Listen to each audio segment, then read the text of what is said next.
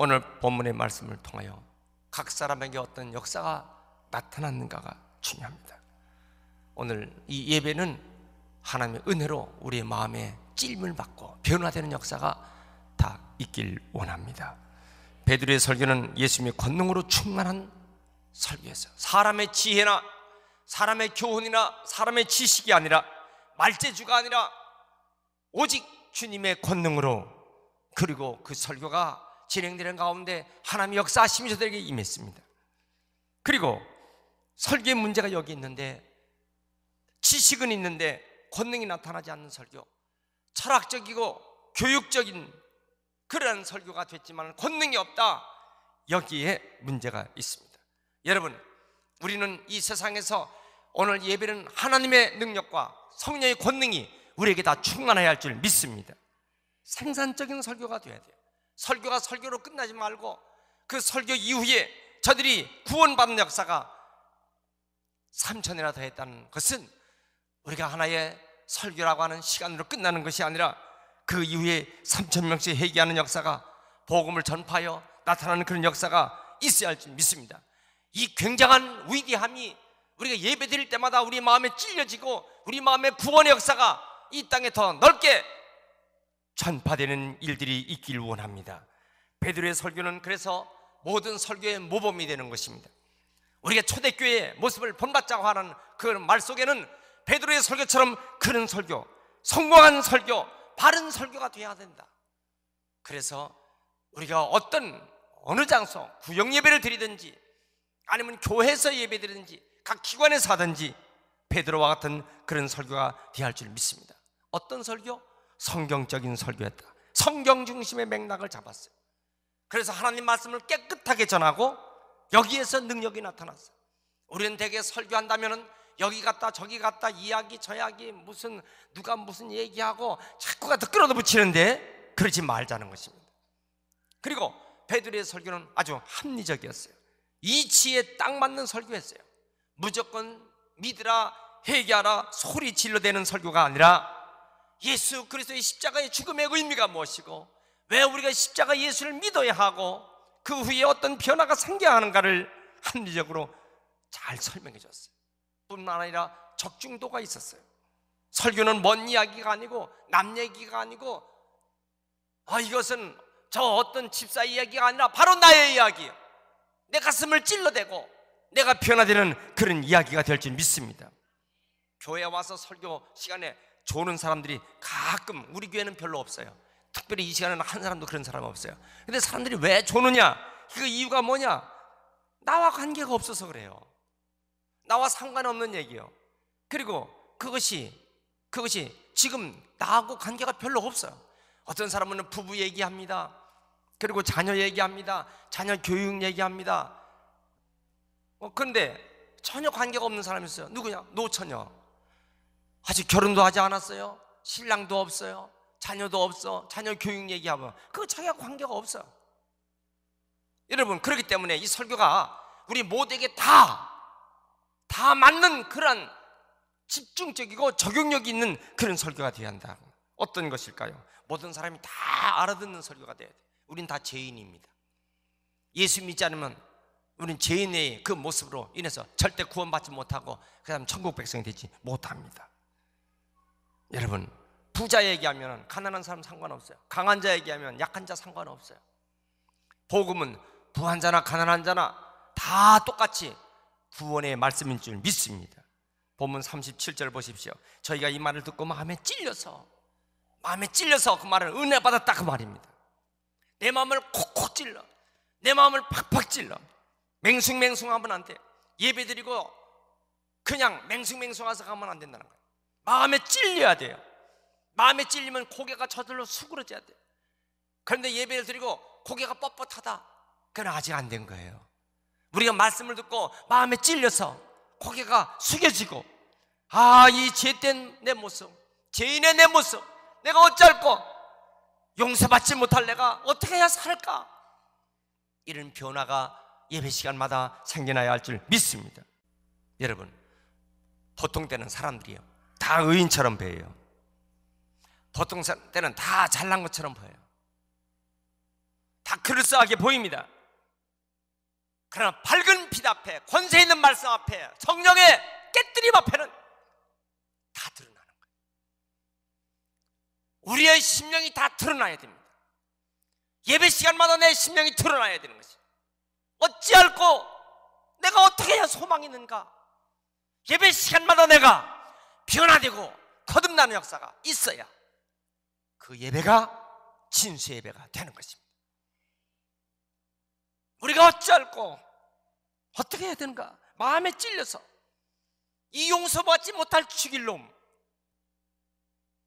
내가 어떻게 해야 소망이 있을까?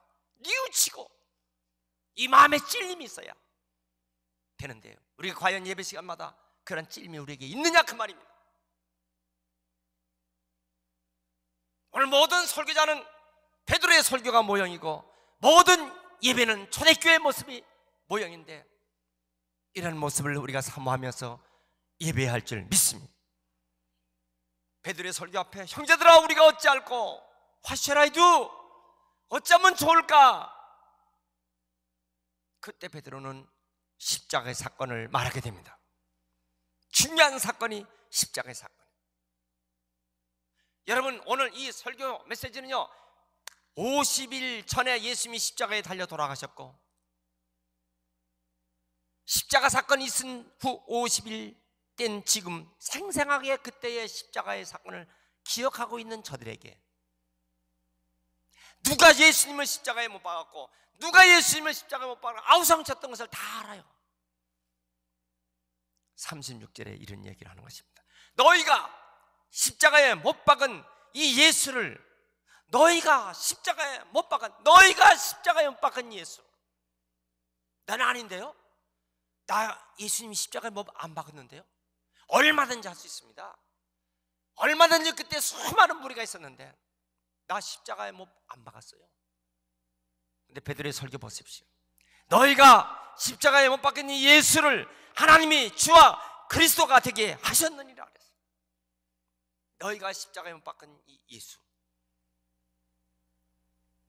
아니 십자가에 못 박혔다면 그 원흉이 누구예요? 가룟 유다 배신했죠. 빌라도 십자가에 못 박도록 만들었죠. 가야바 법정에서 그렇게 재판해버렸죠. 예수님 재판할 때 십자가에 못 박으시오 소리쳤던 그 몇몇 사람들이 있는데 나는 아닌데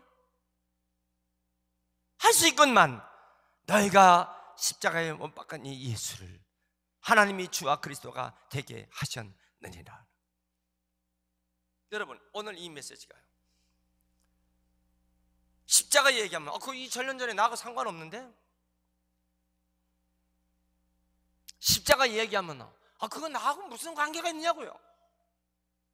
여러분, 이렇게 반응이 나타나는 사람이 있습니까? 그런데 그 십자가 사건에 형제들아 우리가 어찌할꼬, 여러분 십자가의 사건이 나의 사건이 된다고 믿는 사람은 예수 믿는 사람이요, 이 사람은 구원받습니다.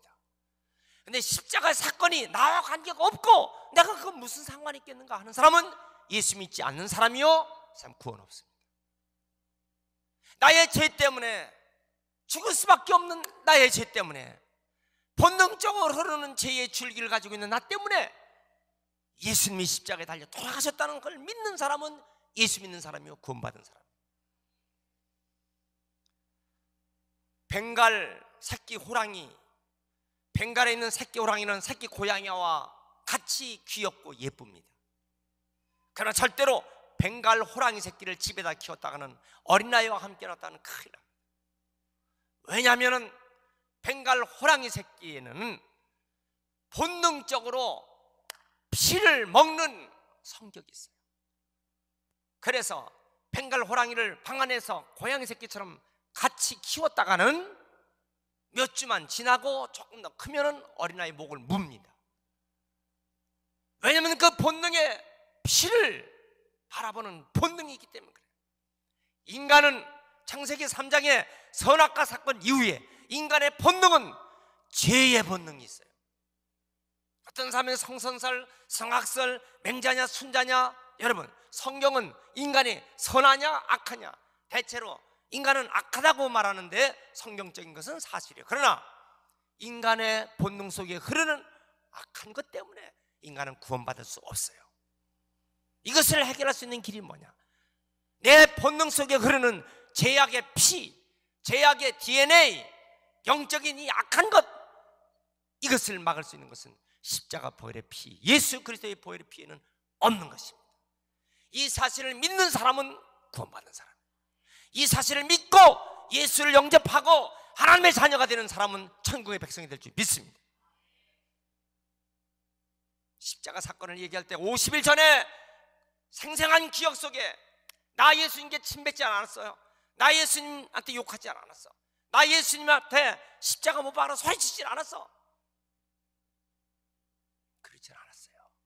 형제들아, 우리가 어찌할꼬? 내가 어찌할꼬? 어떻게 해야 내가 구원을 받을 수 있습니까? 내 주 예수를 믿으라. 그리하면 너와 내 집이 구원을 얻으리라.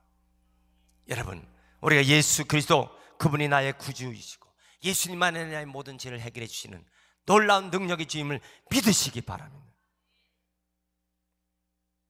교회 와서 우리 말씀을 들 때 도덕적이요, 윤리적이요, 세상적인 얘기함을 때 마음이 찔려요. 그거는 뭐냐면 개인적인 느낌입니다. 그러나 예수 그리스도의 십자가와 관계가 있어야만 구원의 사건이 일어나는 것입니다. 인간적인 윤리 얘기하고 도덕 얘기할 때 그때 마음에 흐느낀 것은 그건 나 개인적인 느낌이요, 감정이에요. 그러나 십자가 사건과 우리가 변화될 때 구원의 사건이 일어나는 것입니다. 38절 보세요. 너희가 회개하여 각각 예수 그리스도의 이름으로 세례고 침례를 받고 제사함을 받으라. 여기에 순종할 때 나타나는 것입니다. 설교는 은혜의 관계입니다. 설교 시간에 내가 변화되고 설교 시간에 말씀을 들음으로 내 심령이 계속 성장해야 되는 것입니다. 이 성장이 이루어지지 않는다면 안타까운 일입니다. 하나님이 나에게 말씀하실 때 내 마음이 열려지고 하나님 말씀 그대로 다 받을 때 우리는 구원받는 역사가 나타날 줄 믿습니다. 40절 말씀 보세요. 이 패역한 세대에서 구원을 받으라. 구원받는 길이 몇 가지가 있을까? 구원받는 방법이 뭐냐? 구원받는 길이 어디냐? 첫째로 회개하라는 것입니다. 회개해라는 뜻은 내가 잘못됐어. 내 느낌으로 내가 생각해보니까 너무나 후회하고 한탄하고 그게 아니에요. 방향을 바꿔라. 메타노이아예요. 메타노이아. 동으로 갔던 사람이 그러면 안 돼. 방향을 서쪽으로 바꿔야 돼. 180도 회전. 멀리 갔던 사람이 아니요, 그렇게 하면 안 돼. 가까이 와야 돼. 바꾸는 거예요. 방향 전환. 그게 회개예요. 회개는 어떤 감정이나 말이나 느낌이나 이게 회개가 아니에요. 똑같이 잘못을 저질렀어요. 가룟 유다는 어떻게 됐어요? 회개가 아니라 후회했어요. 후회는 회개가 아니에요. 베드로는 어떻게 했어요? 주님을 모른다고 배신하고 저주까지 했어요. 그건 회개했어요. 어떻게 방향을 완전히 바꿨어요. 여러분, 우리가 교회에 와서는 중요한 것이 뭡니까? 한탄하고 후회하는 것이 문제가 아니에요. 방향을 바꿔야 하는 것입니다. 오늘 말씀을 받는 순간 그 말씀대로 내 인생 가는 길을 바꿔야 하는 것입니다. 이 방향 전환이 일어나야 우리가 주의 백성이 될 줄 믿습니다. 두 번째는 제사함을 받는 것입니다. 제 문제가 해결되는 것입니다. 예수 믿고 잘 살고 성공하고 그게 문제가 아니에요. 물론 예수 믿고 가면은 잘 살고 성공하고 할 수 있습니다. 그러나 그런 부수적인 것이 문제가 아니에요. 근본적인 것이 뭐냐? 죄 문제가 해결되어야 되는 것이에요. 인간 심령 속에 도사리고 앉아있는 이 죄 문제, 이 죄악의 문제가 해결돼야 그 사람이 하나님 백성답게 살아갈 줄 믿습니다. 사람들이 고난을 받습니다. 두 가지가 있어요. 예수 믿기 전에 고난, 예수 믿은 후의 고난.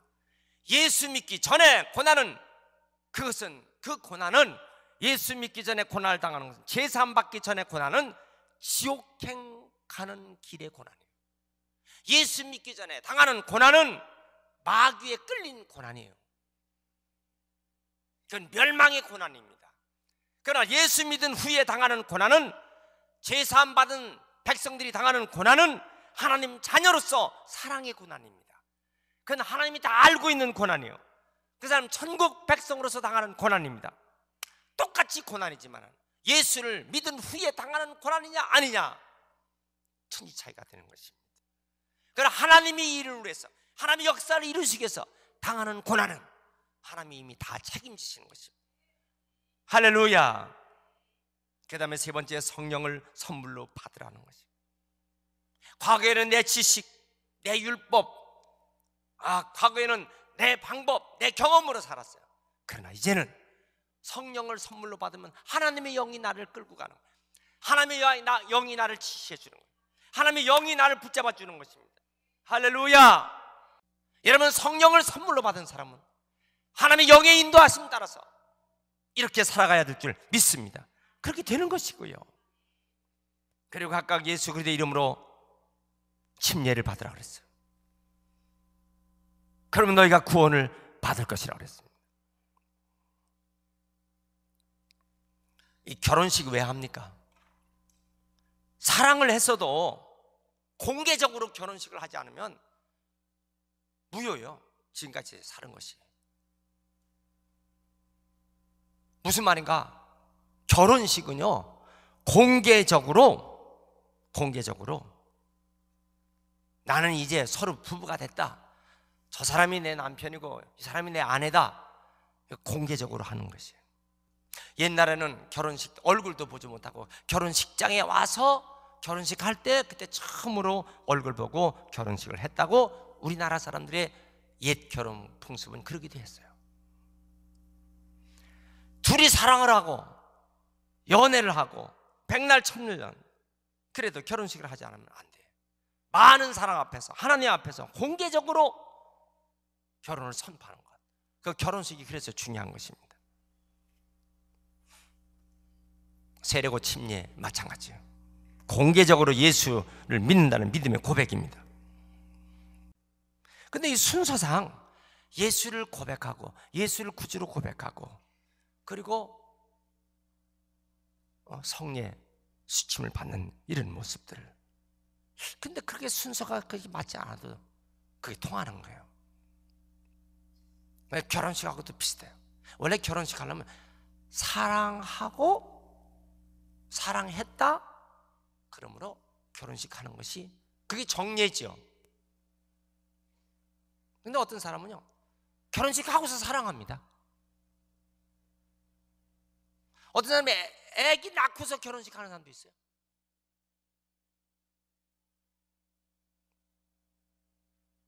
자, 논산훈련소에는요 한꺼번에 3,000명씩 침례식을 합니다. 제가 작년 8월달 논산훈련소에 갔는데 3,500명이 그 수영장에다 다 갖다 놓고 목사님 한 사람당 10대 사람씩 줄을 다 세워갖고 거기서 물속에 들어가서 이제 침례를 다 주게 됐습니다. 그런데 사단장이 자기 밑에 있는 대위에게, 이봐, 예수 믿어, 아직도 예수 안 믿나? 근데 오늘이 절호의 기회야. 오늘 한번 저 장병들을 다 봤는데 같이 한 물속에 가서 침례 한번 받으라고. 그래서 사단장이 그러니까 예수 안 믿는데 교회도 안 다니는데 그냥 그렇게 했어요. 그런데 놀라운 변화가 생겨났어요. 침례를 받고 부대에 들어갔어요. 자기 마음에 기뻐졌어요.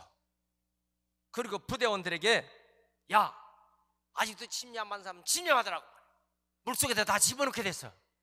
그래서 그 사람 때문에 교회도 안 다니는 그 사람이 침례 받고 많은 사람들 침례 받게 만들었네. 자, 그런데 그 다음에 신상 명서서에다 다시 이제 제작사, 자기 종교가 뭐냐고, 자기도 모르고 교회 안 갔는데도 기독교 이렇게 썼어. 이 사람이 어떻게 돼갖고 지금 장로가 됐어요. 여러분, 이 방법이요, 원래 예수 믿고 세례나 침례를 받는 건데 이거 거꾸로 됐어. 그러니까 사실 이게 뭐 이게 꼭 순서가 그렇게 정해지는 건 아니에요. 또 어떤 분은 그래요. 아니, 예수님 십자가 달려 돌아갔을 때 옆에 있는 오른쪽 강도, 왼쪽 강도, 오른쪽 강도는 뭐 언제 뭐 침례받고 뭐 구원받았습니까? 뭐 그런 거는 성경에 또 없어, 사실은. 여러분, 뭐 이것저것 따질 거 없이 중요한 것이에요. 예수를 믿어야 합니다. 예수를 구주로 믿고 받아들여야 합니다. 예수를 나의 구주로 믿고 받아들이는 사람에게 천국 백성으로 살아갈 줄 믿습니다. 모든 사랑 앞에서 예수를 믿는 믿음의 고백, 이게 수침이에요. 여러분, 오늘 우리가 예수를 믿고 구원받는 역사들이 여러분의 심령 속에 다 있길 축원합니다. 41절, 이 말을 받은 사람 이날의 제자의 수가 3,000이나 더하더라. 40절, 패역한 세대에서 구원을 받으라 그랬어요. 근데 여기 제자라는 단어가 참 재밌습니다. 마태복음, 마가복음, 누가복음, 요한복음, 사복음에는 제자, 그러면 12제자를 말합니다. 근데 사도행전에는요, 그 12제자를 사도라고 부르는 거예요. 그래서 사도행전이에요. 그런데 사도행전 이후에는요, 예수 믿는 사람을 다 뭐라면 예수의 제자예요. 일반 교인을 예수의 제자라고 하는 것입니다. 그럼 우리는 뭐냐? 우리는 성도면서 그리고 그리스도인이면서 예수님의 제자인 줄 믿습니다. 그런데 이 제자 훈련이라는 말을 씁니다. 제자화 되기 위한 훈련입니다. 훈련 없이 장교가 되지 못해요. 훈련 없이 전쟁터에 내보낼 수 없어요. 그러니까 제자 훈련을 받는 제자화된 길을 가게 하는 것, 그것이 교회의 중요한 교육의 업무입니다. 예수님 배우고 예수님 말씀 따르고 예수님과 운명을 같이 하는 사람, 제자예요. 우리 모두 예수 그리스도의 신실한 제자가 되시길 축원합니다. 그럼 우리는 구원받은 백성이 되는 것입니다. 그리고 이 구원받은 것을 사람에게 전하는 전도자가 될 줄 믿습니다. 나만 구원받았어, 나만 천국 백성 됐어, 그리고 우리 식구들 다, 내가 알고 있는 사랑하는 친구들, 사람들 다 지옥 가도 돼. 그건 너무 이기주의. 그 사람들의 그 피를 내가 내 손에서 찾으리라 그랬어요. 그러니까 뭐야? 구원받은 사람은 마땅히 구원받는 길을 다른 사람에게 전하고 그들을 구원받게 해야 할 줄 믿습니다. 여러분, 마지막 순간에, 마지막 이 땅을 갈 때 마지막 선물을 한다면 무엇을 선물하겠습니까? 여러분, 마지막 선물을 한다면 무엇을 선물하겠습니까? 청년 출세했나? 청년 성공했나? 청년 건강하나? 청년 어떻게 사나? 이게 문제가 아니에요. 청년 결혼했나? 그게 문제가 아닙니다. 젊은이, 청년, 자네 구원받았나?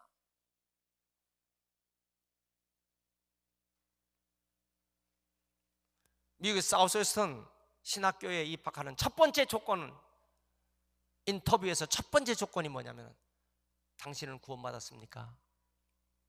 이것입니다. 당신은 구원받았습니까? 당신은 교회 다녔습니까? 이게 아니에요. 10년을 교회 다녀도 구원받지 못한 사람이 있어요. 수십 년을 다녀도 구원받지 못한 사람이 있어요. 당신은 구원받았습니까? 당신은 구원받은 그리스도인입니까? 이게 중요한 것입니다. 나는 예수 믿고 십자가의 보혈의 피로 내 죄를 다 씻어서 그 주님을 나의 구주로 믿습니다. 그리고 나는 세례, 곧 침례받고 성령을 선물로 받은 사람입니다. 이 사람은 구원관이 확실한 사람입니다. 여러분, 이와 같은 이 패역한 시대에서 구원을 받는 그리스도인들 되시기를 축원합니다. 그리고 이 구원의 역사를, 젊은이, 자네는 구원받았나? 마지막 줄 수 있는 선물, 나의 아버지, 나의 어머니, 나의 형제, 나의 가족, 저 사람이 구원받았나? 마지막 그에게 주시는 마지막 선물은 구원입니다. 내가 마지막 숨 떨어지면서 죽는 순간에 당신은 구원받아야 돼. 아버지 구원받아야 돼. 어머니 구원받아야 돼. 동생아, 형님, 언니, 당신은 구원받아야 돼.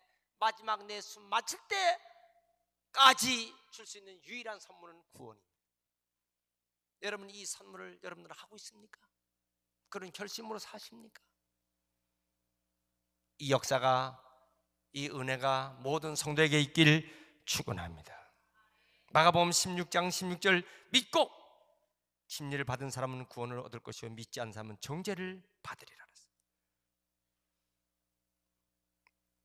당신의 지혜로 살 수 있습니까? 하나님의 은혜로 살아야 합니다. 내일이면 이미 늦을 수도 있습니다. 어제 저녁에 소천하신 분도 있습니다. 우리 성도의 가정에 어제 저녁에 90세로 소천한 분도 있습니다. 물론 구원받았죠. 내일이면 늦을 수 있습니다.